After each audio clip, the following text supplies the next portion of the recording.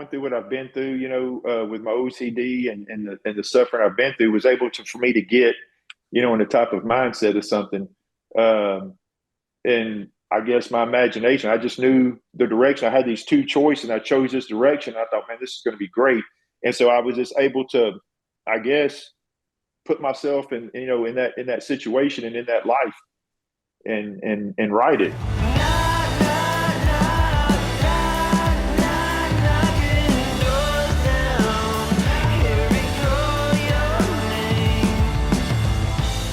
The author of Fractured Realities, and my buddy, my spiritual brother, and a bit of a guide, Craig Stilley. Thanks for jumping on this bonus episode. Hey, man, I'm glad to be back. Thank you for inviting me again. Yeah, well, and to give people some insight, so Craig sends me this awesome daily devotional. I do talk about it openly, obviously exploring my spirituality, but Christianity is my belief, and so I get these wonderful things that challenge me every day. So it's a real blessing that came out of it. So I'm really grateful for you for that. I appreciate it's a compliment. Thank you. Yes, sir. Well, we're going to get into the book here, and I normally don't read things, but it's such a wonderfully written, detailed description of your book, a gripping psychological thriller. You got Dr. Addie Hansen, a brilliant psychiatrist, finds herself trapped in a web of mystery and suspense, married to a successful attorney who is constantly absent, and Addie seeks comfort in an illicit affair, but her secret rendezvous intensify, and boy, life turns sinister. Like, I mean, this is just the first line of it. And getting to know you, when I dug into this and you sent me the awesome trailer for the book, I was not expecting it initially from you. But then I thought about our conversation that we had the first time, and I'm going to put the links in the description for the YouTube audio podcast for people to hear more of Craig's story and your struggles with really extreme OCD. So I want to ask you, did that become an advantage in this process? As far as writing the book, Yeah. yeah, it is. I mean, when I learned determination, not to give in to the OCD and to overcome things. So trying to tackle a book, like that, it gave me the discipline and everything. And yeah, I believe it was, learning to manage it helped me to push through and write my book. Yeah. Well, we were That talking makes before sense. we start. Yeah, totally. We were talking before we hit the record button that, what was it, 4 or 5 years ago or so you had essentially, I can very much compare it to a relapse as an addict with your OCD. It was debilitating. I mean, it was ruling your life. Yeah, it was prior to 4 years ago. I went through 5 years of constant. I mean, it was tremendous amount of suffering. I mean, I went through medications after medications, went through several doctors to try to get it under control, and I finally did. I didn't quit. I felt like it sometimes. I mean, we just got to be so just every day, constantly, and every night, just tremendous amount of suffering. But I kept pushing forward and didn't give up, and finally got a good doctor that gave me the right medication, and I got my momentum going, and I again learned to manage it and put it in a remission. Yeah. Do you draw any parallels for this ability to, I mean, because the book, it's vivid. I mean, Addie's world spirals out of control. She becomes entangled in a dangerous game of cat and mouse. Do you find that same brain with your OCD, that it can be very vivid imagination, is Right. my Well, I've understanding always from had a what you very shared? Yeah, yeah, yeah, go ahead. I have a very vivid imagination, and I've always had these books I want to write. I just didn't know how to write a book. Mm, And so I had the idea, and I gave who I dedicated the book to, Tommy Warren's a amazing man. I mean, he's been in the film industry, just an amazing guy. And he kept telling me, Craig, just write your book, and I kept trying to read books. How do I've never wrote a book. Till finally he kept saying, just tell your story. And I started telling it. But, I guess with the detail, a lot of people, it's very descriptive. I don't think it's over the top descriptive, but I like for people to feel like they're involved in the story while I'm telling it. And that might come from a little OCD of wanting to be, to make sure that you're in the moment, you really, understand what I'm trying to say and grasp it. yeah, but that's a great thing, I think, Mhm. because one of my favorite writers, John Steinbeck, that I grew up with, I Mhm. noticed that when I send people some things, it's kind of a pain in the ass because if you know Steinbeck, he did a brilliant job in one chapter. He would describe the whole setting, and then the next Yeah, chapter is the characters and how it plays out in that setting. And right. Yeah. but for me, it's helpful. I like to have a Mhm. vivid world painted for me. I like to be immersed in something. You know, I have a brain that I need that kind of a break from things Right. when I'm checking something out. Hmm. Yeah, because that was the thing. I wanted, like I say, I wanted people to feel when they were reading it like they were actually, involved in the story, like they're going through it. And it's like when like Tommy told me to tell my story.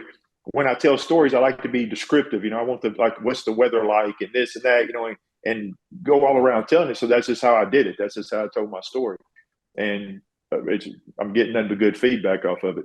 So I gotta ask about the digging in because I can relate to this to the well, I don't know how to write and going down that Mhm. rabbit hole of learning how to write until someone tells you just write. Yeah. I mean, I learned there's no such thing as bad writing, just rewrites. I mean, there's really no set standard of how to write. I found out it's liberating once you find your own way of doing it. And how I found out to do it, to be honest with you, is I started out trying to write on paper. And it was very, very, my handwriting is terrible. My mind would outrun my hand and, just all that stuff. And so I couldn't type. I don't know how to type. So I would get on my phone. And everybody texts. I'm so used to being on my phone, I can text fast. But I was like, hey, man, wait a minute. So I got on my notes on my phone, and that's how I wrote my book, was off my phone in my notes on my iPhone. Is Really? that because I could sit down and be used to thinking while I'm texting, I could text fast. So I got on my notes just to take notes, but I started writing it, and I found that that's how I do it. I Huh. write, and I'm on my 98% finished with my other book, and that's how I write my books, is on my iPhone, on my notes.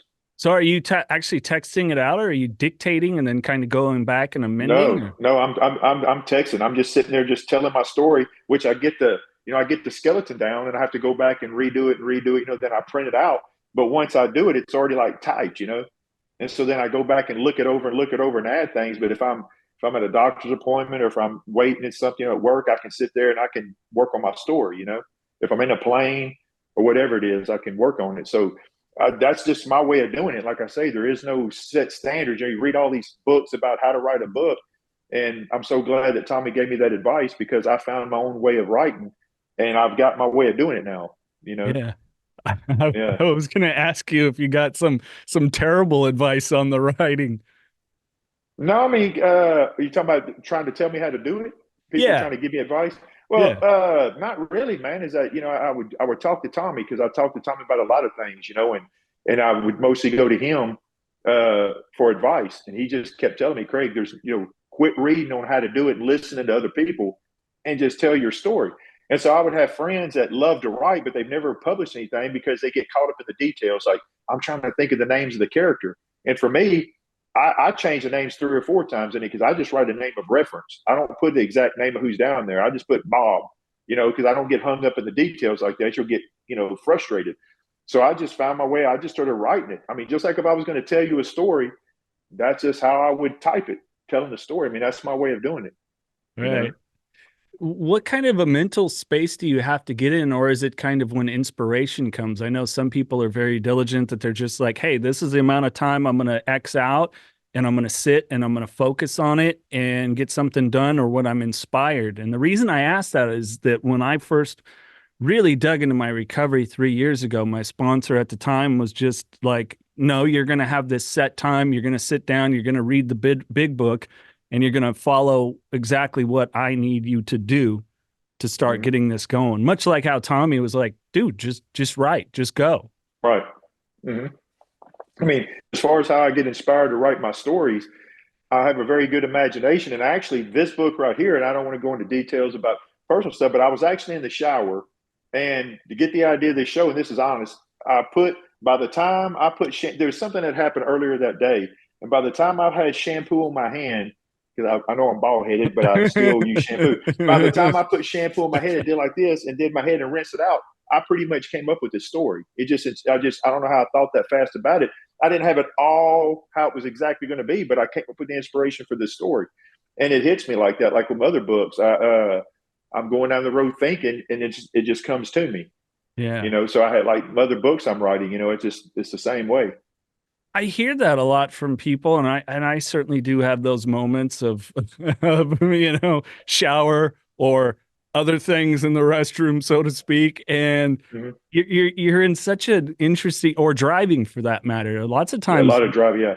we'll go into kind of a subconscious mode while driving, especially Hmm. for guys like us, we're over 30. We've been doing it for quite a few years. It's, Hmm. reactionary or whatever it is that you seem to have a clear space to explore those thoughts and ideas. It's an Hmm. aloneness, really, I think. Yeah. It's an aloneness with yourself, your mind, your body, everything else. Yeah. It's just the way I have a good memory is that I don't ever take notes or anything because this is my way of doing it. But I'll think of the story and then I just let it unfold and think of possibilities, of how. And when I'm writing, I go back and change things that don't fit in. I just come up with a basic story of how it's going to be. I might not even know exactly how the ending's going to be. I just know the basic concept of it. And as I'm writing it, I know this sounds crazy, but I picture it in my mind like bridges. Like I have one part of it that I want to work toward, and I struggle toward that point. I'm like, okay, I got there. Then I think about the next point, and then I go there. But always arcing it toward, what I want the ending to try to be.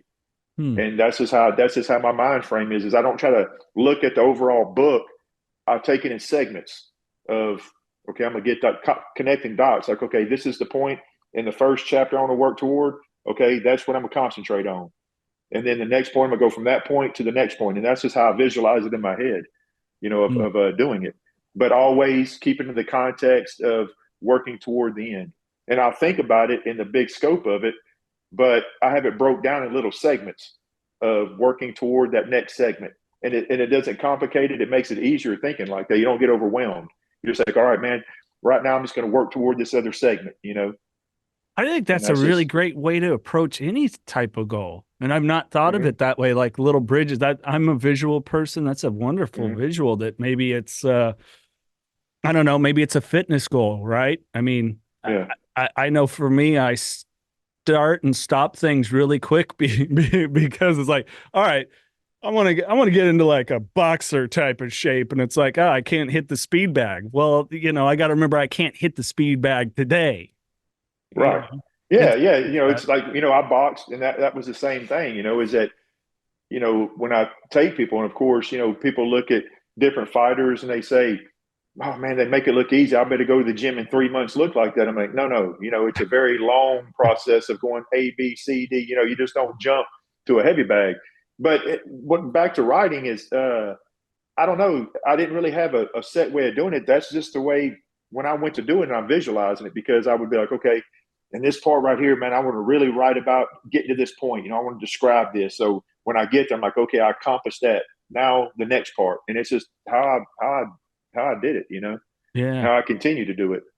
What kind of personal stamp did you really put from your own life in there? If I can, like, a little snippet. I don't want to give the book away to people, but what Well, I was there mean, when some I was things that writing you the drew on? Well, I mean, it actually put me in a weird spot, to be honest with you, writing this book. It was a psychological thriller, very deep and kind of twisted. And it put me in a weird space. And I knew that I was writing good because I called Tommy one night and I was at my dad's watching football or something, and I was working on it, a real weird part. And when I came home, I felt spooky in my house. And I told Tom, I said, you're writing good if you know you wrote it and you feeling spooky going in your house. And he started laughing. But yeah, just getting into the book, I would just get into it, and try to really get into the character's mindset.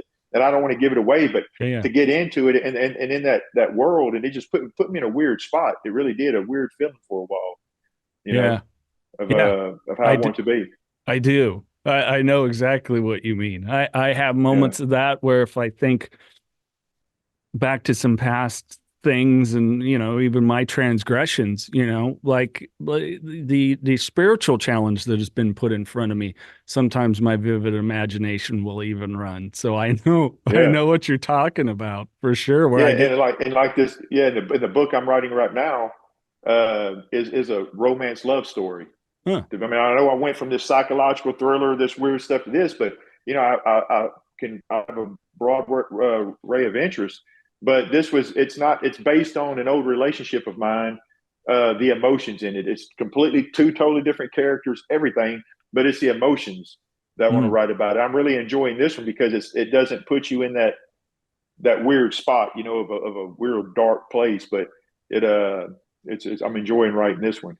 sure. And then I've already got the sequel planned for the first one that I wrote. So when I finish this one, I'm going back and I'm writing the sequel to the Fractured Realities. How did you start to develop the main character of Dr. Addie Hansen? I can't. I don't want to give it away because you Okay. have to understand the book to understand the character. But there were two. I can't give away the book because if I tell, there was two different ways this book was going to go when I first thought of it, Mm, and I'm glad I picked this second one, the second route. And so I can't really explain the characters because I can't. I don't want to give away anything. I mean, okay. it would give it away. But um, and it's a very personal thing of how I came up with this storyline.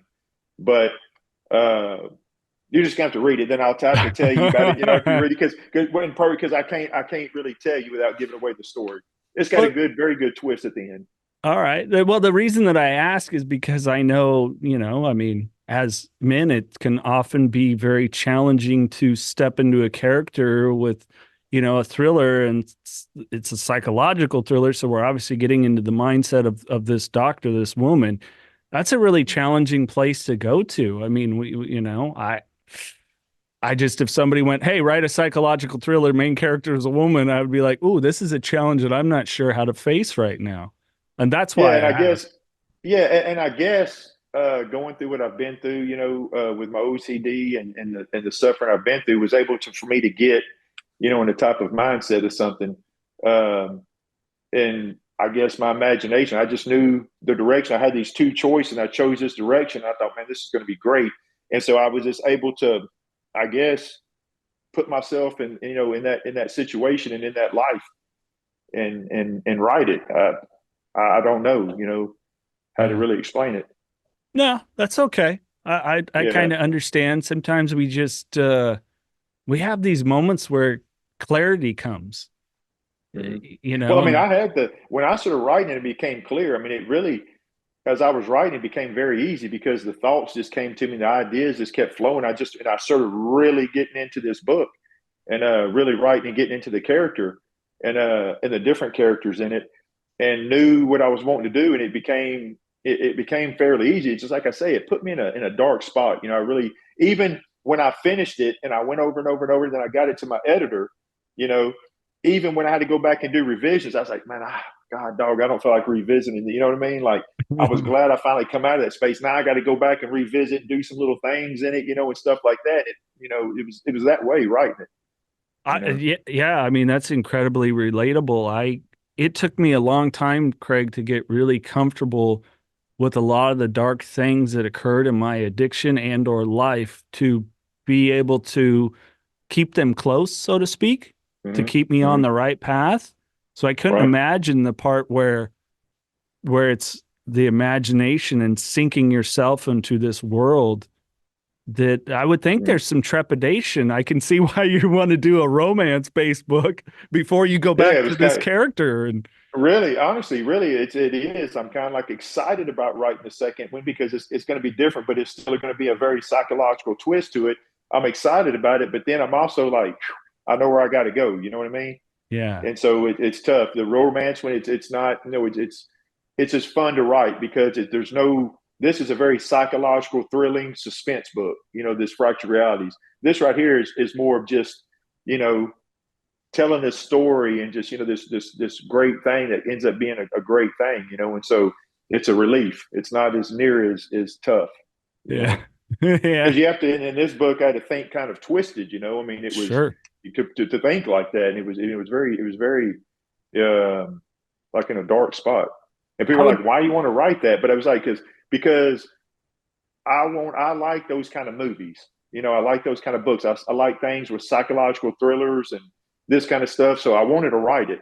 And it's a kind of an expression, I guess, of the dark side, of whatever sure.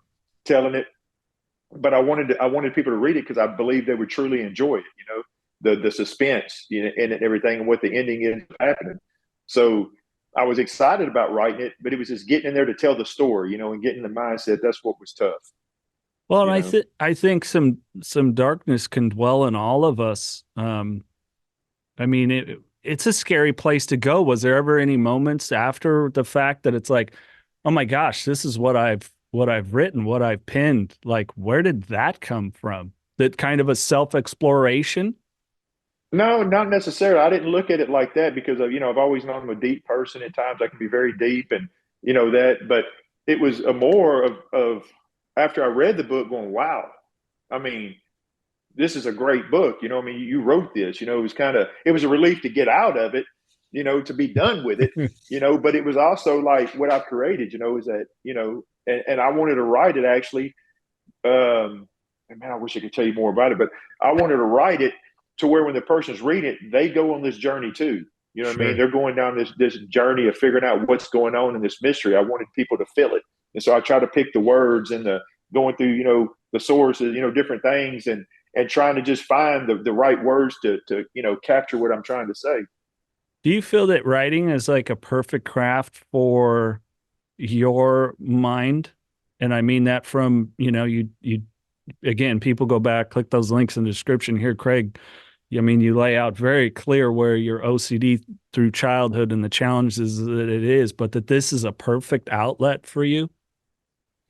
Yeah, I mean, I would take it as it's a good outlet.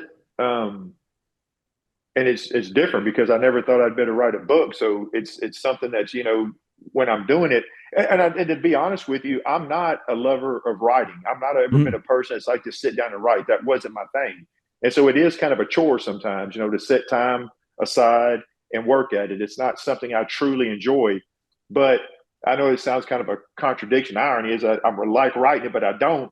But I don't have to like particularly having to sit down and do that. But it's the you get into it. You know what I mean? And you yeah. start telling it as you look back and you see the story and the words you pick and it come out of your head. It's rewarding, and then you want other people to experience it. I think it's one of those, tell me if this resonates with you, like a have to. Like I have to lately I've been uncovering more of the trauma that sits in my body. And so I've been digging into what's called like a yin yoga, and I'm noticing I'm more relaxed. My anxiety is getting much better. And it's uncomfortable, but I Mm-hmm. have to do it. Like I still have something in my brain that I have to do it. Like I texted you the other day, hey, please keep sending me the spiritual readings every day. It's become Right. a huge part of my life. It's not always Right. comfortable to see those things that are in the message thread that you send me with bunch of Right. other amazing gentlemen reading it as well. But I have to do it because I have it. I see how it enhances my life. I see Mm-hmm. how it pulls me into a better mental, emotional, and definitely a better spiritual state. So it's a lot of these have tos, regardless of the discomfort. Right. Well, it's just like anything else, I mean, if you're wanting to be in shape and get big, of course, you don't enjoy working out. It's really, I work out a lot and I can tell you I don't enjoy any of it.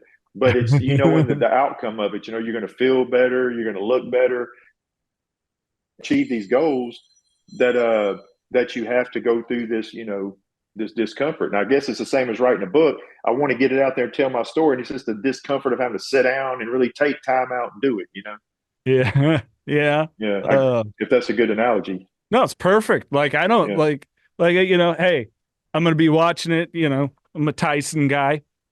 Got that Hmm. fight coming up with Logan Paul, or is it yeah, it's Jake Jake Paul, right? Paul. Jake Paul. Jake Paul. Yeah. Yeah, I don't think Mike wants to be in the gym at what is he, 62 now?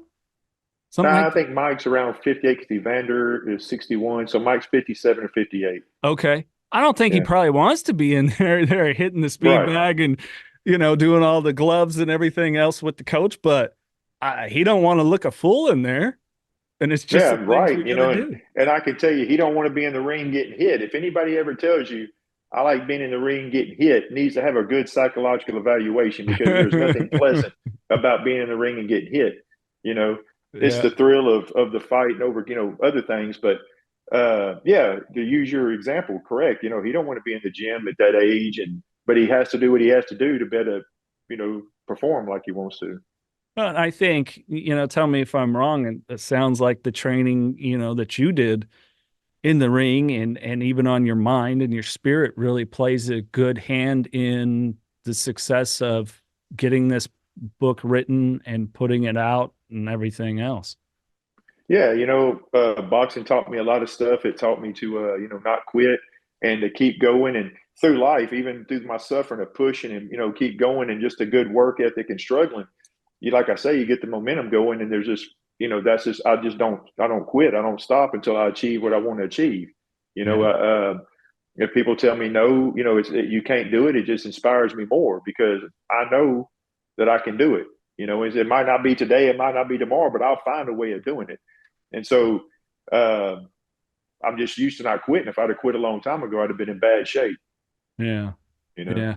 Yeah. Let me ask you about kind of the dichotomy of Craig. You're this very tough looking guy and you do challenge and you've done a lot for youth and in challenging them. But you seem to have this love idea. Is this where the next book, the romance comes from? Yeah, I mean, people look at you and say you box and did this, and they try to judge. You're this mean looking guy. But yeah, I do have a caring side about me and the loving side. I mean, of course, and that's the side I want to show. I'm not, a lot of writers they get stereotyped. That's just their genre. It's like you read Tom Clancy, it's going to be military. John Grisham return. There's a Right. variety of things I can write about because again, it's to me self expression. And so when I feel this emotion come on me, of how I felt towards someone. I've learned, I'm gonna write about it. I'm gonna tell a story, and so I'm gonna use this emotion and build a story around it, and do like that. So to answer your question, yes, I do have that side to me, and it shocks a lot of people when they meet me, that I'm a caring person, everything. But yes, and I'm proud to have that. Yeah. Well, I mean, are you like the flowers and chocolate guy and the you hold the door open, all those things? No, I mean, I don't go overboard with that kind of stuff. I'm not. I look at like this 2024, man. Women are running for president. But I'm just kidding. But no, I mean, I do have that. I do have a side to me that's affectionate and stuff like that. Of course. Sure. Sure. Now, do I go overboard and pull the chair out every time? And no. But I do have a side to me that's very caring and like that. Yeah. It's just it's interesting as the more I get to know you that that's a side that you're going to explore and put out there writing. And I would think being an independent writer, that's really freeing. Like you said, Tom Clancy, but unless he writes under a pseudonym, no one's going to buy a romance novel from Tom Clancy. Right. Yeah, I mean, and like Stephen King, what I like about him, I mean, there's a lot of shows and books that he wrote that you never thought he wrote. Like, you read The Shining and all this stuff, but then he writes, Shawshank Redemption. Yeah. Then he writes, I think it was Leno Stand By Me that was in the '80s. Then The Green Mile. It's just they're all got a little weirdness to them, but that's just his. He can write a different variety of things. Yeah, And no, so great me point. feeling like I'm, and I consider myself well rounded is that different aspects of my life. I mean, some I like more than others, but there are different parts of my life that when I feel that way, I like to, make a story out of it Yeah. and express it that way. Yeah.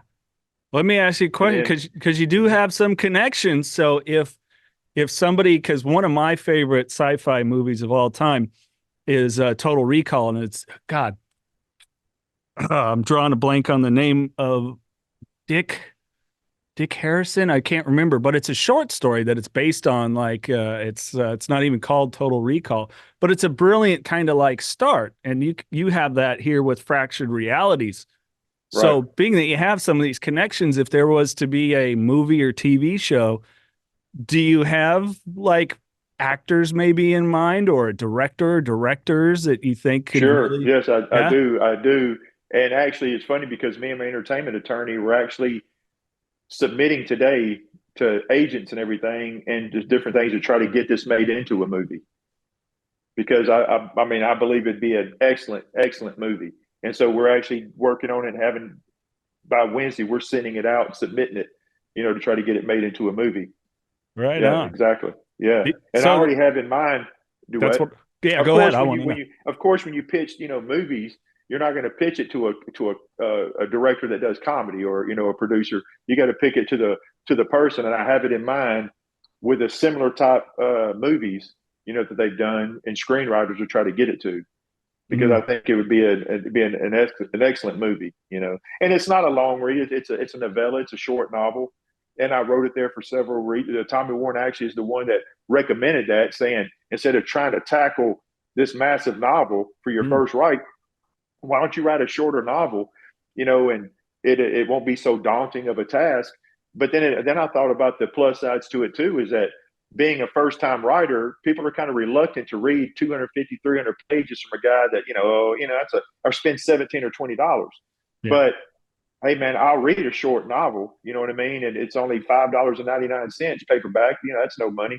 And I think with the way everything's so fast paced, is that people a lot of times don't have, you know, they love to read, but they don't want to get drawn out to, you know, read on an airplane or something like that. And pitching it like that is that it won't be so long for a potential producer, somebody to read it, to really, you know, to look at it. Yeah, no, and I agree. Like I just brought up the book that Total Recall was based on was a short story. Gosh, I think it's 50 pages or something. I know that Fractured Reality is what, around 60? 66. 66. Yeah. 66. Yeah. So, I mean, so, so if people, you know, going, hey, man, I don't want to read 250 pounds. I don't know how good of a writer you are, but I'll read 66 pages. And when they do it, they're like, man, I'm wanting more of that.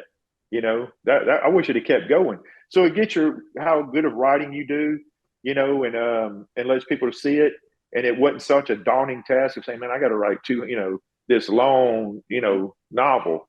You know, I wanted to get my work out there, you know, and it's taking small steps. And the better I get at it, the better I'll of course, better write longer. This one that I'm writing now is way longer than this. Yeah. So you get better at it, you know, that's what I did. Well, and I think also like the Black Swan, I think came off of a short story to show the Black Swan. Oh, I think you're right. And you know, you brought up Stephen King's Stand By Me was based on I believe is a short story called The Body. And look at the brilliance that came out of that. So there's a lot of stuff. Stephen King wrote a lot of novellas, you know, basically short novels. But yeah, like Tommy told me, I said, Tommy, you think it's going to be long enough? He said, Craig, it doesn't matter the length of the story as long as it's a good story. You know, and I was like, yeah, you're right, man. If it's just a great story, because I've read some books that had a great storyline, but they drug it out so long that you just got bored of it, you know? Yeah. And so I figured it doesn't matter if it's just a great story, it's a great story. Yeah, I heard a term, and I'm probably going to botch some of the words in it, but SARSA. So it's surprise, something reality. So getting some kind of reality so that people can connect, that it's not too far gone. You know, oftentimes that's in emotions or physical states. Mm-hmm. And you know, I think that you've presented an opportunity for some of those things to play out. I mean, hey, it's psychological. It's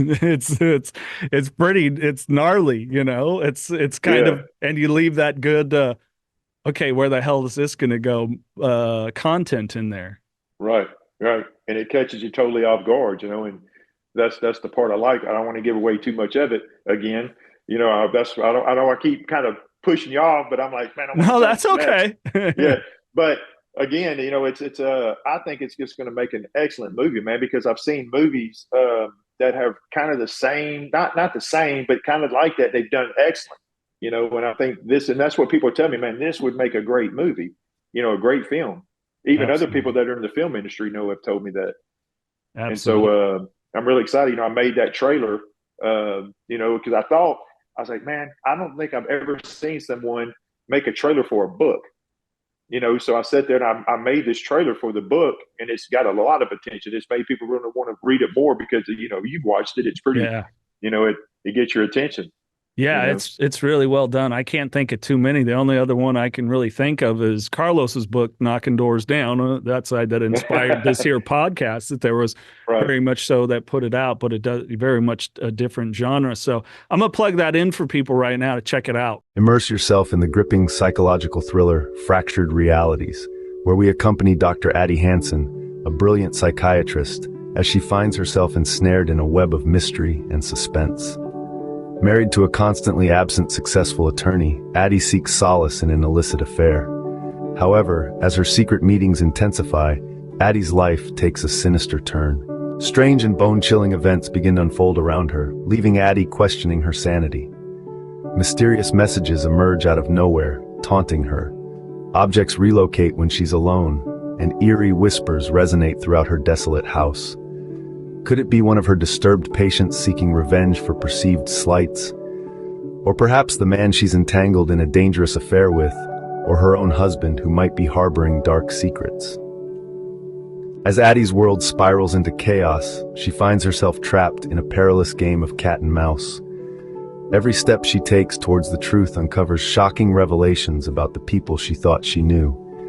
And when the line between reality and delusion blurs, Addie must confront the horrifying possibility that her absent husband may be the puppet master behind it all. In Fractured Realities, author Craig Stilley skillfully crafts a tale of psychological torment, gripping readers from the first page to the heart-stopping conclusion. Will Addie unearth the truth before it's too late, or will the shadows of deception consume her sanity and her life? Prepare to be enthralled by this pulse-pounding thriller that will keep you on the edge of your seat until the very end. Craig, man, shoot. What was the process of putting that trailer together? It was an app I got, and I just worked with the app and sat there, and it took me some while to pick out the videos and stuff I wanted to match with the narrator and everything going on, and pick what I had to put in there what exactly I want said, and so I came up with how I want it said, the pace, the actual videos that was going to relate, so that not only would you have the hearing effect, of hearing the story, but it would match the visual effect while you're watching it. So I had all that put together, and I just thought it was a great thing. It's like a minute and 45 seconds. But I thought instead of people just read, but a lot of people don't like to read, so I said, but they'll watch a video, and it will explain the book. And, it seemed to really work. Yeah. Speaking of, I know that it's available now, paperback, Kindle, anywhere else that I'm missing? No, right now it's paperback and Kindle, but I'm also about to work on the audio version of it. That's what I was going to ask. Yeah, because people are like, is it audio? And I'm like, well, that's a little more work, because when you do it on Kindle and stuff, sometimes you have to try to get, voiceovers, and pick out who you want and stuff like that. So it's a little more complex, but I'm going to do it. Yeah. Female reader for the audiobook? Yes, I think for this book, I think a female reader would be best to fit it. Yes, I do. Yeah. Because just the female psychiatrist and the storyline. Yeah, it makes sense. I think it allows it to be more immersive for sure. It does. Yeah, that was what I was thinking. Exactly. Well, we'll have those links in the podcast description. Anything else you want to throw in here, my brother? That's it, man. I just appreciate you having me back on, and I really enjoy our friendship, and I'm glad to hear about all the things you got going for you. Oh, likewise. Thank you. And no, I want to really point out too, is that that's out of it all. I'm really grateful for that, because, connectivity is such a huge, important thing, especially over the last, we went through a period of being told, don't be close to anybody. And so for me and my journey, really, and I want to share, I'm getting chills under my sweatshirt here. You've become a vital part just by this simple offering every day of sending me, some scripture and some things to challenge myself on in my thought process. And I'm incredibly grateful for that. I really am. I was telling someone how trippy. I said, I believe this also hits Evander Holyfield, is one of my favorite. Evander sends them to me, then I send them out.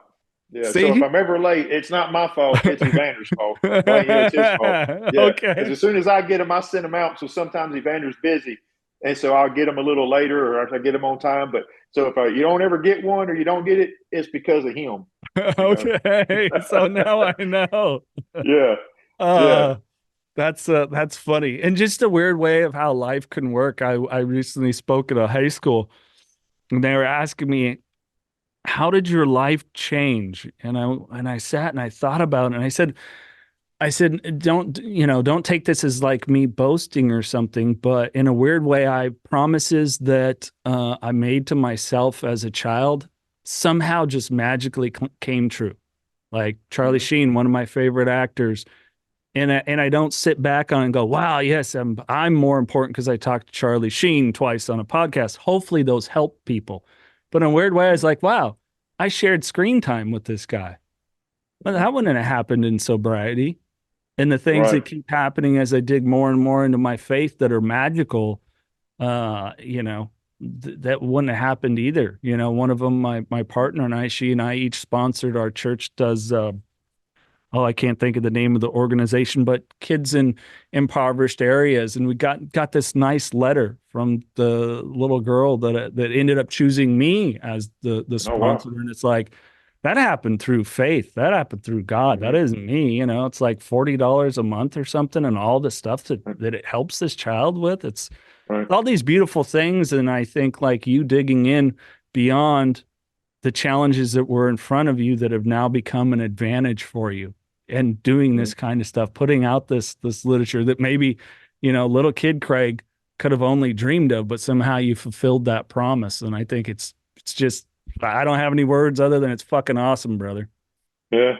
And my thing is again with God, I don't believe anything would be possible without him, because me knowing advance, the whole story is that anything would have happened unless I just did what God told me to do. And that's the honest to God truth. I mean, that is the truth, that I just did what he said for me to do at the time. And everything just started unfolding. That's all I can say. When people ask me, how do you know all these people friends? I'm like, it's got nothing to do with me. I just don't quit. And I'm determined, but he makes it happen. And I'm telling you, there's no other way that what I've accomplished and the people that I know and stuff would not be for him. That's the truth. Absolutely. Craig, thank you. Man, thank you. I appreciate it, brother.